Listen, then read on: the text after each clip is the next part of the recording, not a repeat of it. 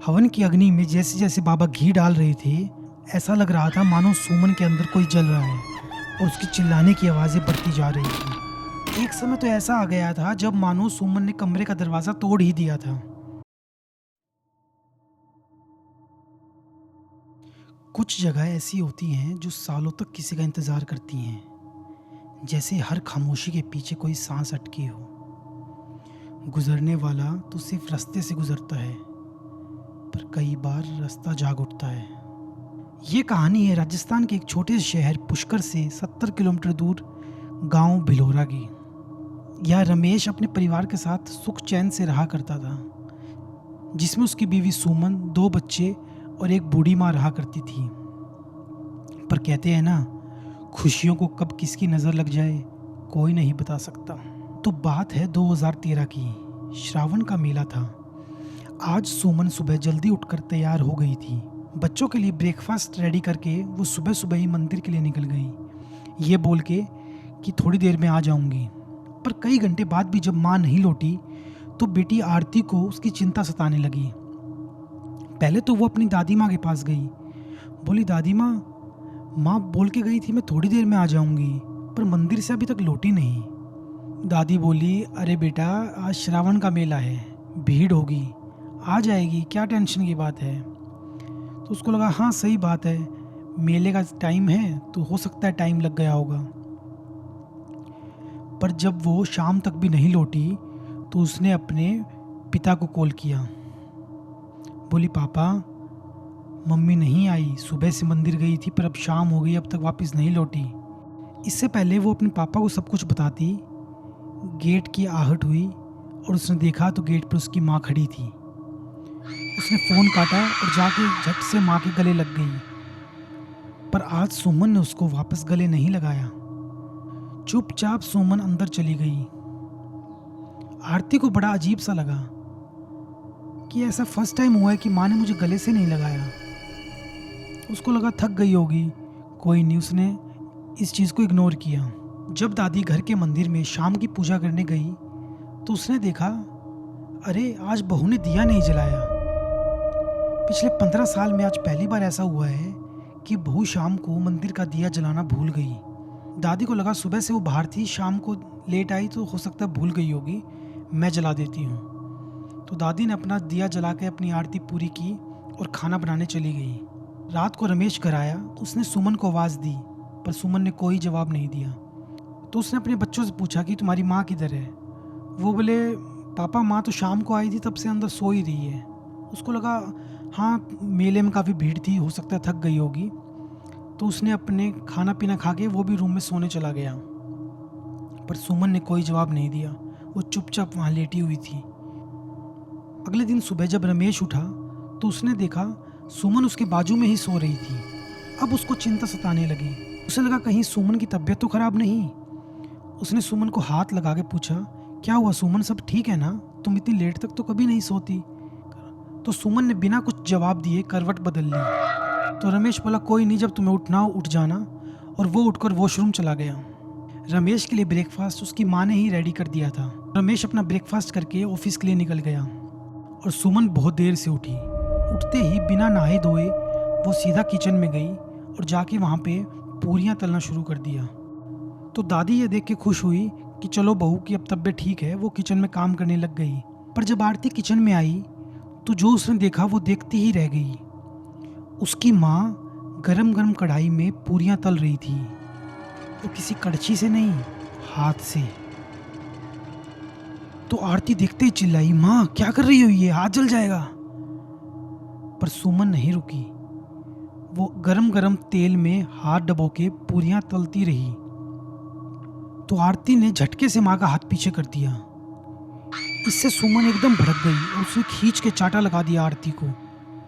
आज पहली बार ऐसा हुआ था कि आरती को किसी ने चांटा मारा। आरती रोते रोते दादी माँ के पास गई और दादी माँ को बताया। दादी माँ बोली, बेटा यहीं बैठ जा, तू तेरी माँ को परेशान मत कर, उसे अपना काम करने दे। और सुमन इसी तरह पूरियाँ तलती रही। सुमन 2 घंटे तक हलवा और पूरी बनाती रही। जब सब तैयार हो गया तो सबको देने की बजाय सुमन ने एक परात निकाली, जो एक बड़े साइज़ की परात होती है। उस परात में पूरियाँ और हलवा एक साथ डाला, मानो 20 लोगों का खाना एक साथ परोस दिया हो। उस परात को लेकर किचन में ही बैठ गई और दोनों हाथों से खाना शुरू कर दिया। जब आरती ने अपनी माँ को ऐसे देखा तो वो देखती ही रह गई। उसकी माँ दोनों हाथों से खाना खा रही थी और जिस स्पीड से खाना खा रही थी ऐसे लग रहा था उसके अंदर कोई जानवर घुस गया है। जंगली जानवर भी इतनी तेजी से खाना नहीं खा सकते। आरती ने अपनी दादी को आवाज़ लगाई। दादी आई। दादी देखते ही समझ गई कि मामला कुछ और है। दादी ने सीधा बहू को बाल से पकड़ा, बोली, क्यों री, तेरे को अकल नहीं है, कैसे खा रही है तू? सुमन ने गुस्से से दादी को ऐसा धक्का मारा, दादी दूर जाके गिरी और सुमन बोली, मुझे खाने दो, और खाना शुरू कर दिया। देखते ही देखते 20 लोगों का खाना एक साथ खा गई वो, और फिर उठी और पीछे से पानी का कैंपर उठाया, बोली, मुझे प्यास लग रही है, और कैंपर को सीधा मुंह से लगाकर गट गट करके पीना शुरू किया और 2 मिनट में पूरा 20 लीटर का कैंपर खाली कर दिया। अपनी माँ को ऐसी हालत में देखकर आरती जोर जोर से रोने लगी। दादी बोली, बेटा रो मत, तेरी माँ नहीं है ये, तेरी माँ के भेस में कोई बहरूपिया है। तू एक काम कर, बाहर से रस्सी ले आ, इसको मैं ठीक करती हूँ। अब दादी और पोती ने जैसे तैसे करके उसको बस में किया। वो जोर जोर से चिल्ला रही थी, छोड़ दो मेरे को हाथ मत लगाओ। आज दादी को ऐसा लगा कि सुमन के अंदर 4 गुना ताकत हो गई है। उन्होंने सुमन को बांध के वहीं बिठा दिया और रमेश को फ़ोन लगाया। जब डॉक्टर और रमेश घर आए तो उन्होंने देखा सुमन जोर जोर से चिल्ला रही थी, बोल रही थी, खोल दो मेरे को, खोल दो, मैं नहीं छोड़ूंगी। तो डॉक्टर ने सबसे पहले आते ही सुमन को इंजेक्शन दिया। इंजेक्शन देते ही सुमन बेहोश हो गई। डॉक्टर बोला, ये नर्वस ब्रेकडाउन है, अक्सर ज़्यादा स्ट्रेस लेने से ये हो जाता है, कोई दिक्कत नहीं है, मैं दवाई लिख देता हूँ, ये ठीक हो जाएगी। तो डॉक्टर की बात सुनकर रमेश को चैन आया और उन्होंने सुमन को रस्सी से खोलकर अपने रूम में लिटा दिया। रात तक सुमन सोती रही, उसको होश नहीं आया और रमेश भी सोने चला गया। पर रात को 2 बजे किसी आवाज़ से रमेश की आंख खुली। तो जैसे ही रमेश उठा तो उसने देखा सुमन उसके बाजू में नहीं थी। तो उसने सोचा, इतनी रात को कहाँ गई है, देखा कहीं वॉशरूम में तो ना हो, पर सुमन वॉशरूम में भी नहीं थी। जैसे वो पीछे मुड़ के अपने रूम में वापस गया तो सुमन एकदम आ गई और उसका गला दबाने लगी। रमेश छटपटाने लगा कि सुमन छोड़, सुमन क्या कर रही है तू, ये छोड़ मेरे को। पर सुमन नहीं रुकी, वो और जोर से उसका गला दबाने लगी। रमेश ने सुमन को जोर से धक्का मारा और कमरे से बाहर आकर बाहर से कुंडी लगा दी और रमेश पूरी रात बाहर ही बैठा रहा। उसे लगा, मेरी बीवी को क्या हो गया है, ये कैसी बीमारी है, वो मुझे ही मारने दौड़ रही है। और सुबह उसने ये बात अपनी माँ को बताई। उसकी माँ बोली, बेटा तुम मानो या ना मानो, ये बीमारी कोई डॉक्टर की बीमारी नहीं है, ये कोई और समस्या है। पर रमेश अंधविश्वास को नहीं मानता था। उसको लगा, अरे माँ हो जाएगी ठीक, ये स्ट्रेस बहुत लेती है, टेंशन में रहती है, तो इसलिए हो गया होगा। मैं आज शाम को डॉक्टर को फिर बुला के लाऊंगा, वो दोबारा देख लेंगे, इसको हो जाएगी ठीक, बस आप लोग ध्यान रखना इसका। रमेश माँ को बोला कि माँ आप दरवाज़ा मत खोलना, सुमन की तबीयत ठीक नहीं है, वो किसी पे भी हमला कर देती है, तो आप इसको बाहर से ही खाना दे देना, आप अंदर मत जाना। और ये सब बोलकर रमेश चला गया। पूरे दिन सुमन अंदर से ही चिल्लाती रही, मुझे खाना दे दो, मुझे भूख लगी है, पानी पीना है मुझे। जोर जोर से किसी आदमखोर इंसान की तरह चिल्लाती रही। ये सब सुनकर दादी और आरती के रोंगटे खड़े हो गए। पूरे दिन ना तो वो सुमन के पास गए और ना ही उनकी कुंडी खोलने की हिम्मत हुई। दरवाजे पर जोर जोर से खटखट की आवाज़ों से उनका भी मानसिक संतुलन कमज़ोर पड़ने लगा। बस वो इंतज़ार कर रहे थे कि किस समय डॉक्टर आ जाए और रमेश वापस आए और सब ठीक हो जाए। अब आरती स्कूल चली गई थी और दादी मोहल्ले में ही औरतों के साथ बैठी थी। सुमन कमरे के अंदर ही बंद थी। तो जब दादी ने परेशान होकर मोहल्ले की औरतों को इस बारे में बताया तो उनमें से एक औरत बोली कि तेरी बहू कहाँ गई थी ऐसा जो ये सब हो गया। तो दादी ने बताया कि वो तो सिर्फ मंदिर गई थी, श्रावण मेला था तो मंदिर में दर्शन करने गई थी। पीछे से आवाज़ आई, अरे कहीं वो कलिका मंदिर तो नहीं चली गई। इस बात पे सारी औरतें चुप हो गई। दादी बोली, मुझे नहीं पता, पर क्या हुआ? वो बोले, कालिका मंदिर के पीछे कोई नहीं जाता है। अगर तुम्हारी बहू वहाँ चली गई थी तो उसने बहुत बड़ी गलती कर दी है। दादी के पूछने पर उन्होंने बताया कि कुछ साल पहले कालिका मंदिर के पीछे एक आधी जली हुई औरत की लाश मिली थी। कहते हैं उस औरत को किसी ने जला के वहीं फेंक दिया था।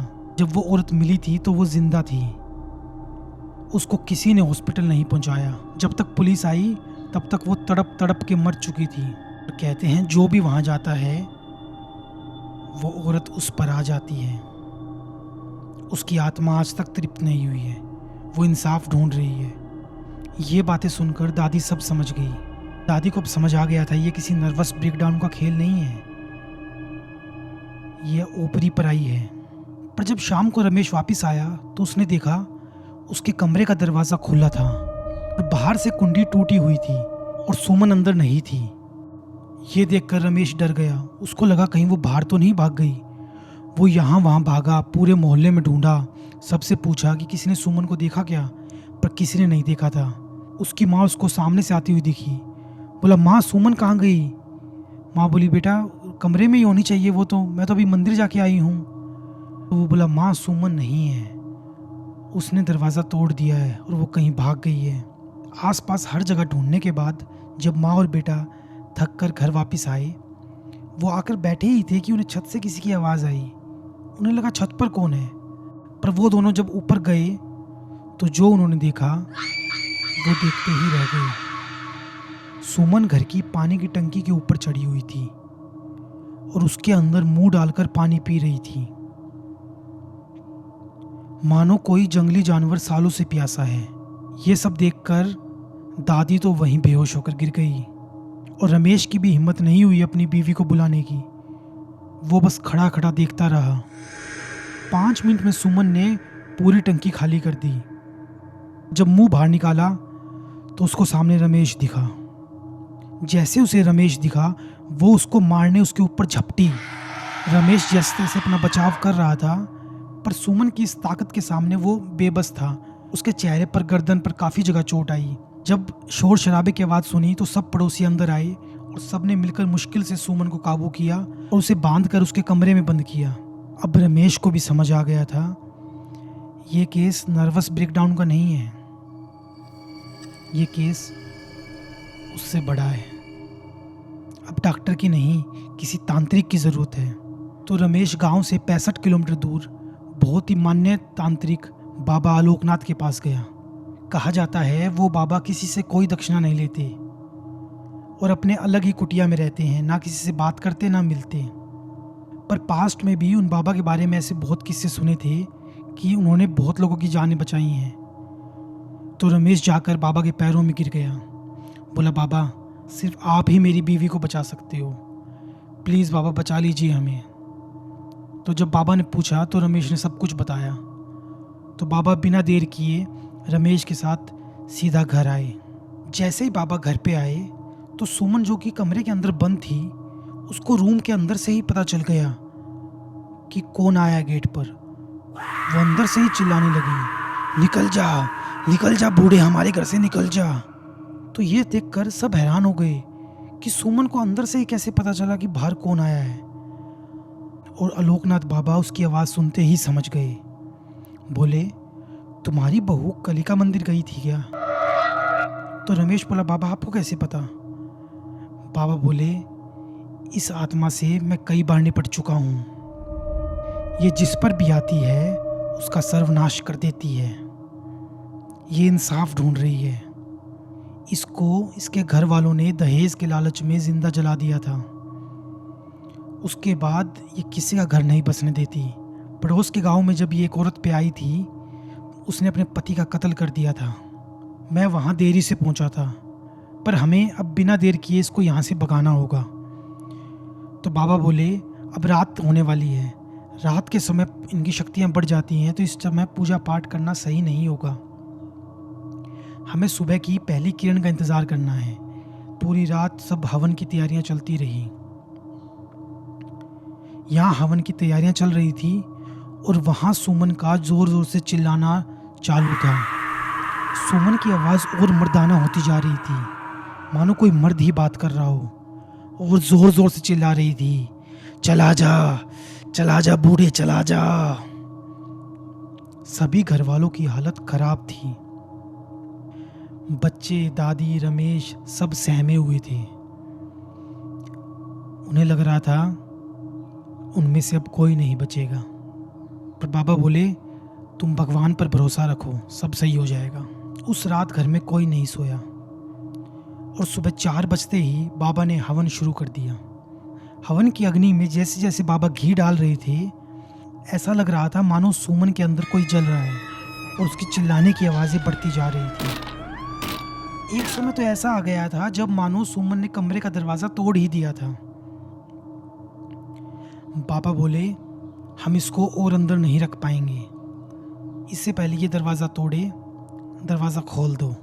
बाबा ने अग्नि के साथ में राख से गोल चक्र बना दिया और रमेश को भेजा दरवाज़ा खोलने के लिए। जैसे ही रमेश ने दरवाज़ा खोला, सुमन के चिल्लाने की आवाज़ शांत हो गई। बाबा ज़ोर ज़ोर से मंत्र पढ़ते रहे और 15 मिनट बाद सुमन कमरे से बाहर आई। बाल पूरे खुले हुए, नीचे देखते हुए धीरे धीरे आ रही थी। वो ऐसी आवाज़ें निकाल रही थी जैसे कोई भूखा जंगली जानवर हो। बाबा बोले, बैठ इस चक्कर के अंदर। उसने नाम में सर हिलाया। बाबा बोला, बैठेगी तुझे भस्म करूं। और बाबा मंत्र पढ़ते रहे, पर वो उस चक्र के अंदर नहीं आ रही थी। तो बाबा ने राख उठाकर उसके मुंह पर फेंकी और एकदम चिल्लाते हुए वो चक्र के अंदर आके बैठ गई और बाबा ने अपना काम शुरू किया। बाबा ने सबसे पहले उसके ऊपर राख डाली और फिर तंत्र मंत्र से उसको लाल धागे से बांध दिया। अब उसकी चिल्लाने की आवाज़ें कम होती जा रही थी और उस आत्मा की सुमन पर पकड़ भी ढीली पड़ती जा रही थी। इसी तरह यह हवन सुबह के 9 बजे तक चला। 5 घंटे लगातार इस हवन के चलने से सुमन ढीली पड़ गई और वहीं बेहोश होकर गिर गई। हवन संपन्न करके बाबा बोले कि अब ये इसके शरीर से निकल गई है, पर यह आत्मा एक बार जिस पर आ जाए उस पर बार बार आती है। तो अब तुम्हें अपनी बहू का ध्यान रखना होगा। तुम्हें सुबह शाम पूजा करनी होगी और किसी भी वक्त अपनी बहू को अकेला मत छोड़ना। और कुछ दिनों में जब ये पूरी तरह ठीक हो जाए तो इसको मेहंदीपुर वाले बालाजी ले जाना, वहीं से इसको पूर्ण मुक्ति मिल सकती है। नहीं तो ये आत्मा जब भी मौका मिलेगा इस पर फिर से आ जाएगी। और बाबा ने पूरे घर में हर जगह मंत्र तंत्र से कवच बना दिया ताकि उस घर में वो आत्मा फिर से ना आ पाए। 2 से 3 महीने बीत गए। अब सुमन बिल्कुल ठीक हो चुकी थी। अब वो पहले की तरह ही सबसे प्यार से बातें करती और सुबह शाम मंदिर में पूजा करती। जब सब कुछ ठीक होने ही लगा था तो एक शाम जब रमेश ऑफिस से वापस आया तो उसने देखा सुमन अपने कमरे में नहीं थी। तो उसने आवाज़ लगाई कि सुमन कहाँ हो तुम? पर कोई जवाब ना आने पर रमेश उसे ढूंढता हुआ छत के ऊपर गया और जो उसने देखा वो किसी बुरे सपने से कम नहीं था। आज सुमन फिर टंकी के ऊपर चढ़ी हुई थी। कहते हैं कुछ साए कभी दूर नहीं जाते, सालों की खामोशी में अपना मौका ढूंढते रहते हैं। बस एक चूक, एक दरार और सब कुछ बदल जाता है। दोस्तों, ये थी मेरी कहानी। आपको कैसी लगी कमेंट सेक्शन में ज़रूर बताएं। और अगर आपके पास भी इस तरह कोई सच्ची कहानी है जो आप हम सबसे शेयर करना चाहते हैं तो आप मुझे मेरी ईमेल आईडी पर भेज सकते हैं। मिलता हूँ आपसे अगली कहानी में। धन्यवाद।